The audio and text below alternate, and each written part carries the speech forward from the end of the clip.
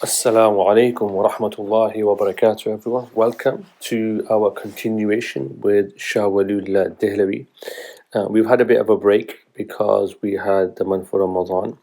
I think we're ready now to continue with this great polymath and genius of the Islamic intellectual tradition. So in this video, I'd like to talk about Shah Waliullah and just give you a little bit of his biography. I intend to do more videos on his biography because there's a lot that we can learn about him, and also how we can use his history, his biography to answer some of the questions that we are facing in our world today, especially when it comes to education and religious thought. So Shah Waliullah is, of course, one of the greatest scholars of 18th century Islam in India, and he was a prolific writer in both the Arabic and Persian languages.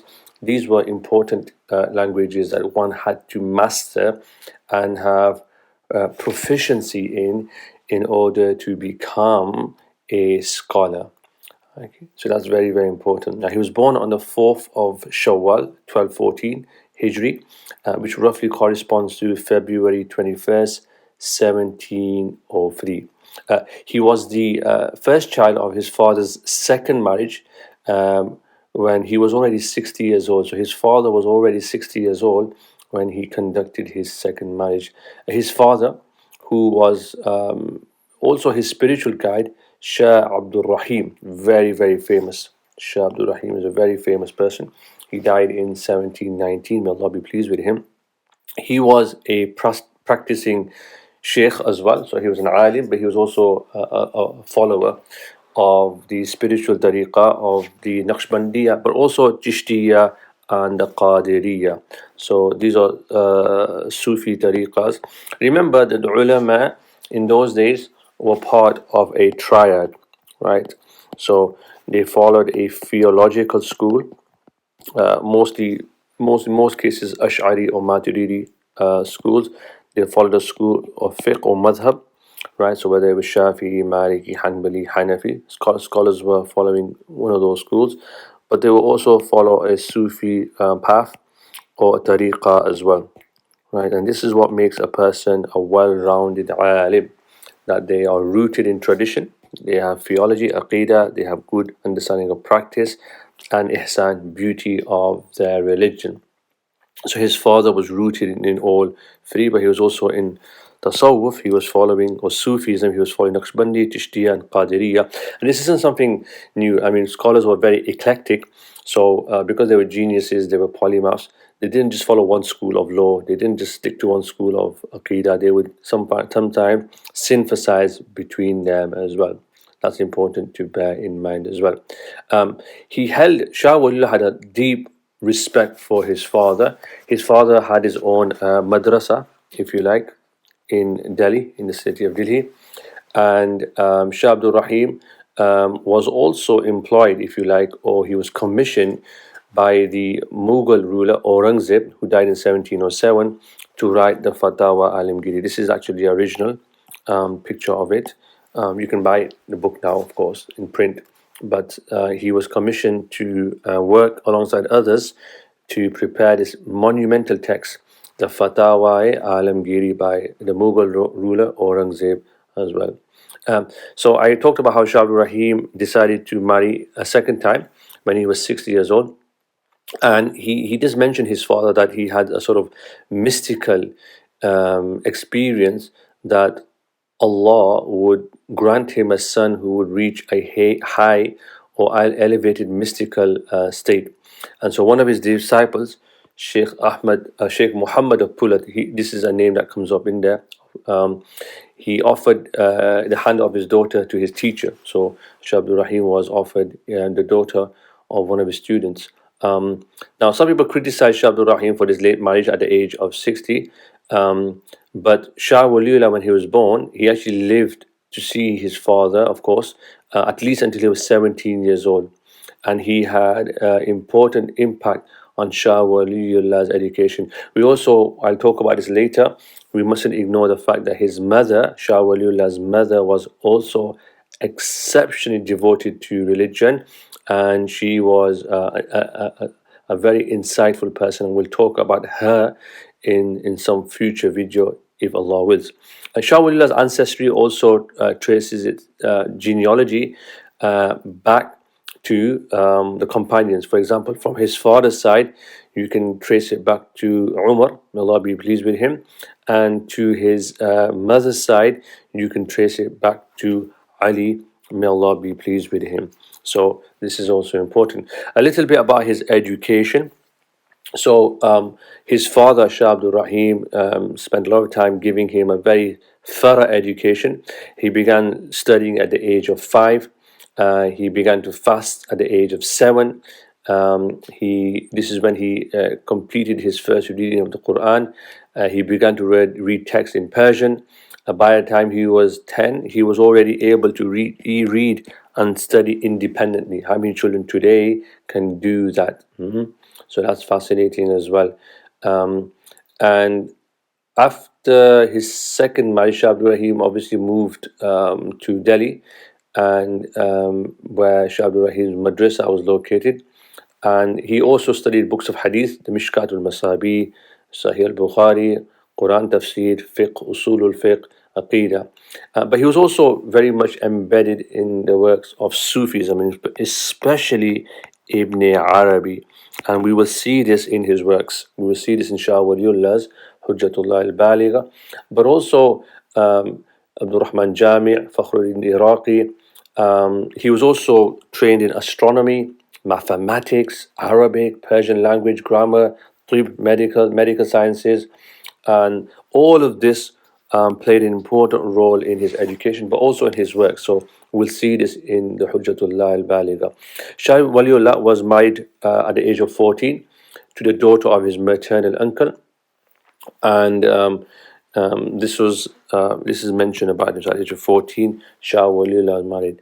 When he was 15 years old, his father accepted him as a disciple in the Naqshbandiya, so he was given discipleship Khilafah by his father as well.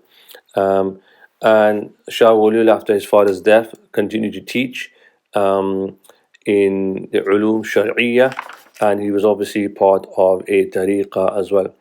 Now, something fascinating happens in 1731. This is an important era, or an important point in the life of Shah Waliullah Dehlavi. He leaves India. He makes pilgrimage, Hajj, to Mecca. He goes to Medina. He stays there for around 2 years or 14 months, and returns to India in 1732.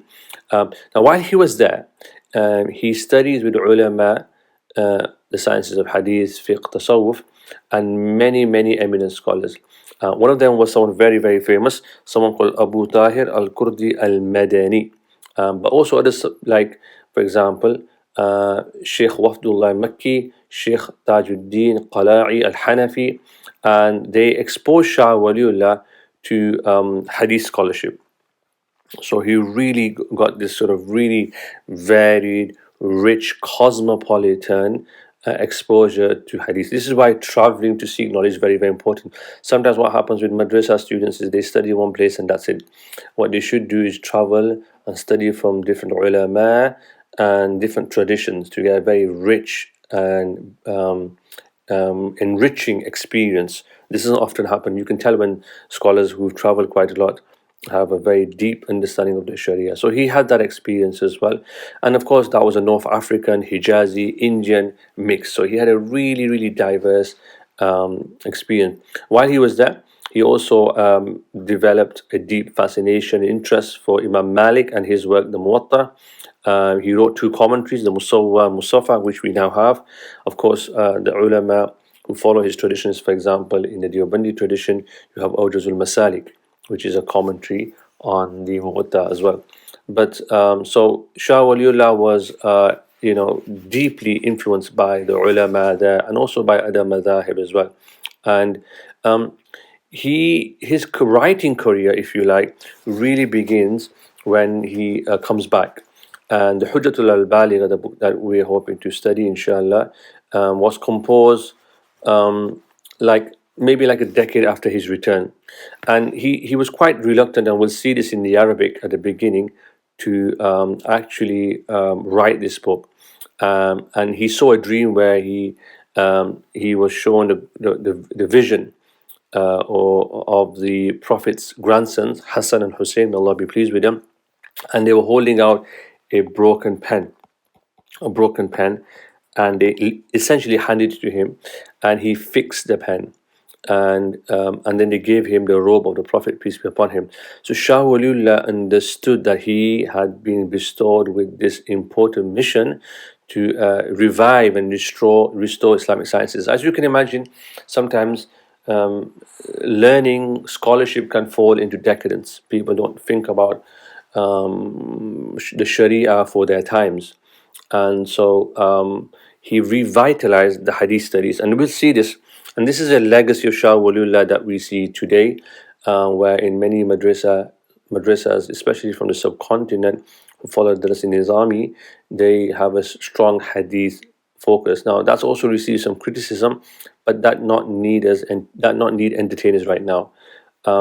So he wanted to revitalize Hadith studies, and this was a way of social and moral transformations that he envisioned in society.